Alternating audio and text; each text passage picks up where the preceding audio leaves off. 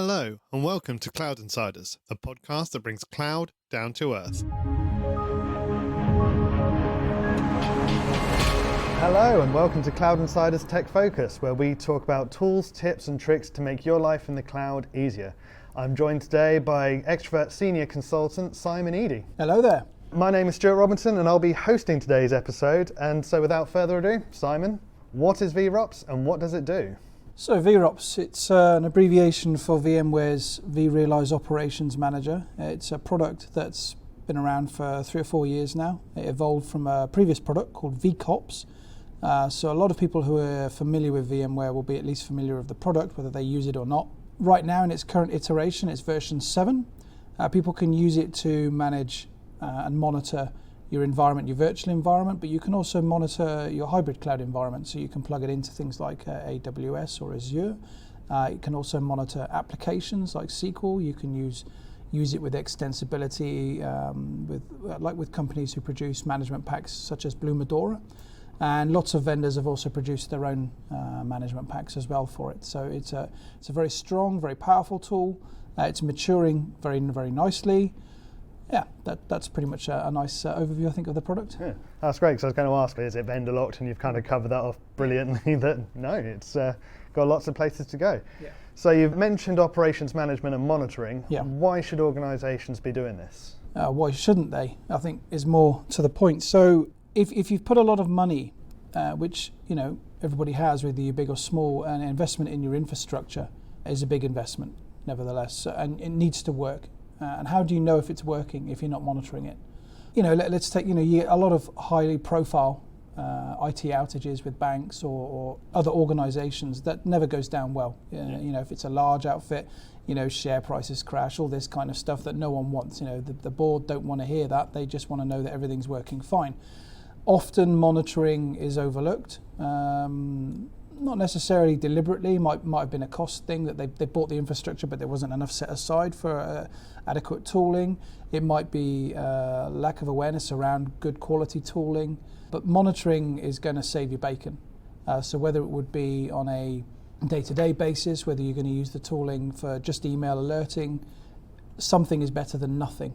But effective monitoring means you're not only being alerted to stuff that's happening right now, but a product like vROps can tell you this is going to happen if you don't do this in X amount of time. And that comes down to how you configure the tool, but you can effectively predict problems, lack of capacity, issues, those kinds of things. So, while it's invisible to, let's say, the board, if everything's running smoothly, nobody, that's kind of the whole point. It's invisible in that respect, but there's a lot of value there, and ultimately it's not just a tool to protect yourself from failures, but it actually drives efficiencies. So there are lots of ways to use monitoring. Do you ever find any kickback from C-level where it's kind of like, what's this going to do? It's not something actively doing something, it's something preventative. Does that make people slightly more nervous about employing it? Or? Not so. Actually, my experience of monitoring from a C-level is they generally want it. In fact, they kind of expect it. They're expecting their IT team to be, have their finger on the pulse. So I think on the odd occasion where I've come in and it's been driven from the C-level, it's because they've discovered that perhaps there isn't the kind of monitoring that they were hoping for or expecting, or perhaps a friend of theirs mentioned something, or they've been to a conference and they've seen it and they thought, we want that, we like dashboards, let's have dashboards. It could be any kind of driver, but typically the C-level are quite positive towards that. Yeah. I mean, who doesn't want to know that their organization's being run smoothly? So. What makes vROps stand out from the crowd as a tool? And in your experience, how are you seeing it make a difference? That's a good question. So without calling out any obvious sort of competitors, where vROps is really good is how it can give you metrics in a live fashion. Some other tooling has to take a little bit of time to generate metrics or let's say graphs, pie charts, that kind of thing. It takes time to develop that, whereas you can do this on the fly with vROps. The fact that it's native, and what I mean by that is a lot of people have VMware infrastructure. This tool is made by VMware, therefore it's got that nice inside track on all things VMware.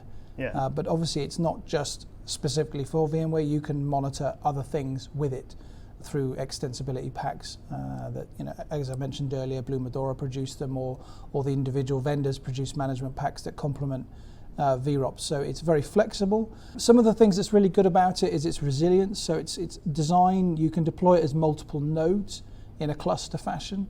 So it has that resiliency, particularly if you switch on high availability. So depending on how you architect it, that's good. I suppose vROPs is, it takes monitoring and that whole aspect quite seriously. Yeah. A lot of organizations, when they're going that far down the road with a product like vROPs, it's got so much information that's critical to the business because it can store so much information over, I think, up to 36 months. That's business critical data, particularly if you want to play stuff back like, oh, hang on, we had an issue like this 6 months ago. Let's look at that again. Yeah. Did it happen at the same time? These kinds of things. You can develop, the kind of strengths of the product. You can do reports. It integrates with vCenter, so it enhances things like DRS. You can do proactive alerting. Most of it's customizable. It's policy driven. The list goes on, really. Yeah. Yeah. And you've mentioned a lot of kind of management plus points straight off the bat. It's just like proactive, fantastic. We're buying it. Absolutely, yeah. You presented a session at the last UK VMUG user conference on vROPs. Yes. What feedback are you getting from the user community around the product and its future development? Very positive, actually. So I think still a lot of people in the past, it was a little bit shelfware, not because the product was lacking, but more because it's quite a beast to learn. If you install it and you haven't done your homework, let's say, it can be a little bit daunting initially, but with a little bit of work, sometimes people engage professional services to get sort of a jumpstart type solution where someone like myself will go in, show them what the product can do, how they can do it, do some knowledge transfer, and that immediately puts the product, on a day one footing with a view to using more of its features at a later date.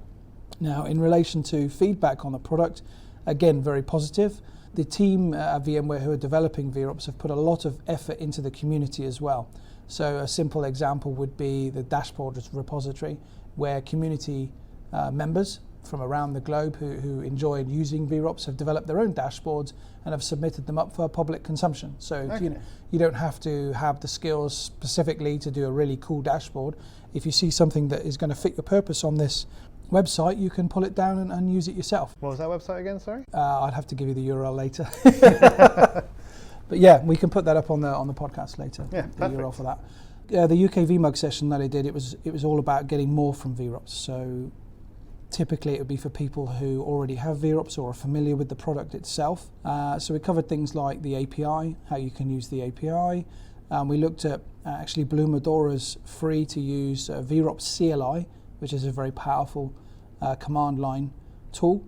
There are some other bits and pieces about the way it integrates with Lifecycle Manager, which is another VMware product where you can effectively have, if you've got more than one instance of vROPs, which is quite common in enterprises, you might have one that's treated as sort of a dev where you're developing dashboards and then you can migrate them across seamlessly using Lifecycle Manager. So yeah, it was, and the session went down very, very well. Had some really great discussions afterwards about people's challenges with the product, what they did this, how did you do that, but yeah, it's good. You said it was a bit of a beast now, possibly puts people off. How do you get started? Where do you go to find your materials? Well, there's a lot of online material. I mean, just to get it stood up, there are a lot of blogs out there, so you can do simple searches like, how do I start with vROPs? Docs.vmware.com has excellent material on vROPs, on how to stand it up, how to size it, things like that, which are quite important.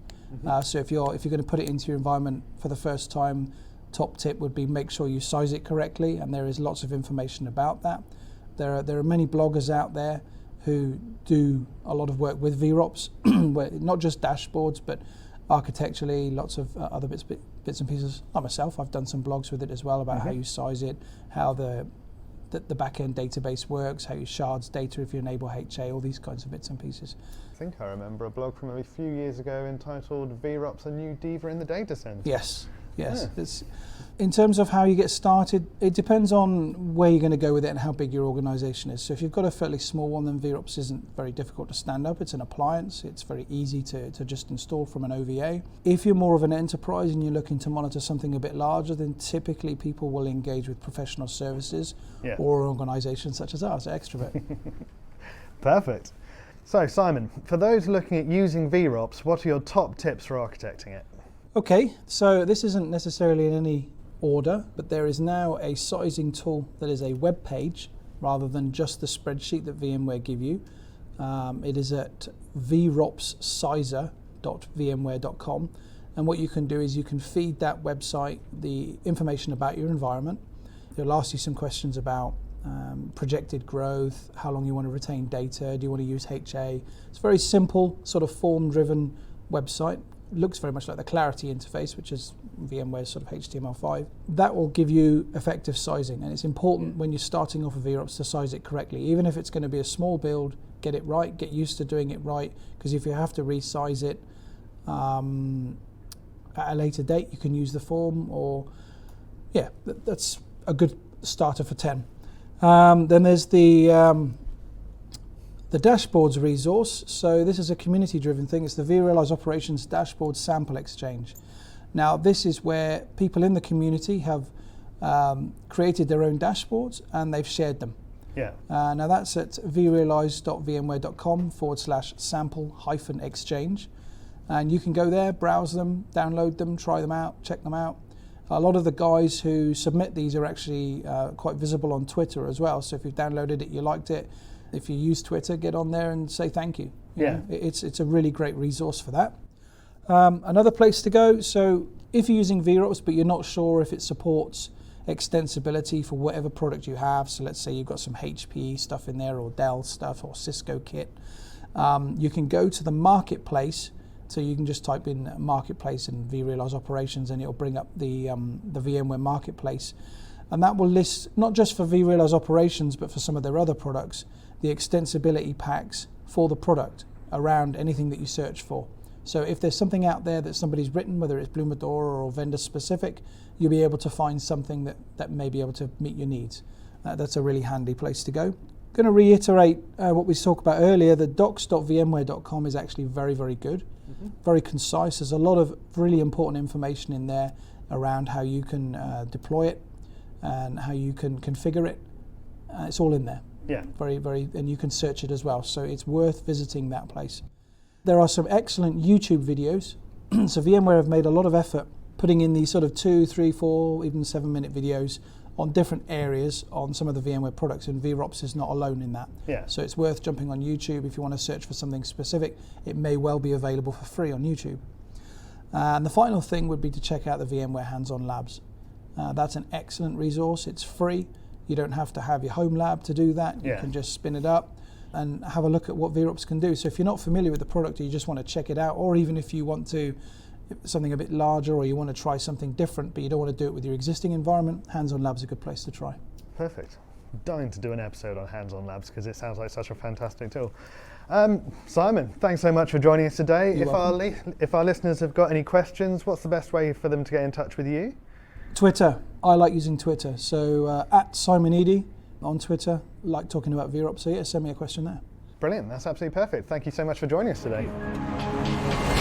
Thank you for listening to this episode of Cloud Insiders. To find out more and to listen to additional episodes, go to cloudinsiders.fm. You can follow us on Twitter at Cloud Insiders and subscribe on iTunes. Catch you next time.